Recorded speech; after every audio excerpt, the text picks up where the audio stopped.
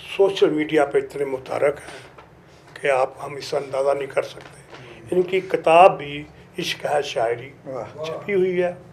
तो ये इंतहाई मोहब्बत करने वाले इंसान। आप कभी कराची जाएं तो आपको फिर इस बात का एहसास होगा, अभी आप इसको नहीं समझ पाएंगे कि किस तरह भागदौड़ करते हैं और क्या क्या कुछ करते हैं। तो इनका बड़ापन है कि आज वो हमारी दरख्वास्त पर तशरीफ़ लाए।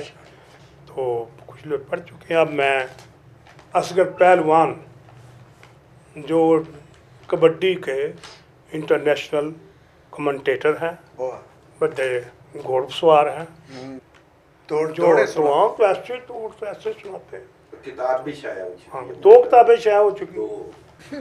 तो अपना कलाम सुनाएं जी। बहुत शुक्रिया, बहुत मेहरबानी जान काश्मीरी साहब और तमाम दोस्तों का शुक्रिया कि अज रहमानी न्यूज़ के इतने अच्छे अच्छे शायर जिहड़े ने सानू सुनने का मौका मिलिया। एक अपना दोड़ा के शुरू करा तेरा ही नाम लैके तेरी हमदो सना बयान मौला, एक लफ्ज़ अदा नहीं कर सकती तेरे हुक्म बगैर ज़बान मौला, बेशुमार मखलूक नहीं अंत कोई हर एक दा तू रिज़्क रसान मौला, असगर आजिज़ ते एक मस्कीन बंदा तेरी ज़ात है रब रहमान मौला। वाह जी, बेशक बेशक। और एक क्योंकि असी इस तहरीक दे मैंबर हाँ, असी सिपाही हाँ, पंजाबीयत पंजाबी कल्चर के हवाले नाल काम करन दे हवाले नाल अलहमदुलिल्लाह सानू अल्लाह दी तआला दी ज़ात ने रहमानी न्यूज़ दे रही। और वैसे भी कोशिश साड़ी हुंदी है कि असी अपने वड़कियां दी जिहड़ी सकाफत है वो साडा कल्चर इहनूं उजागर करिए कि असी ठेठ पंजाबी बोलदे सानू ए दे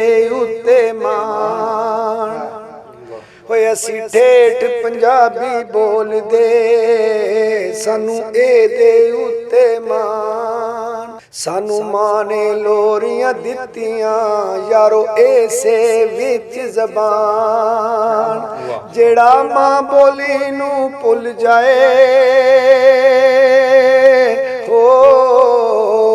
जेड़ा मां बोली नू भुल जाए चंगा होंदा नहीं इंसान, ते असगर बातां जोड़ियां पिया सुनदा कुल जहान, पिया करदा कुल जहान।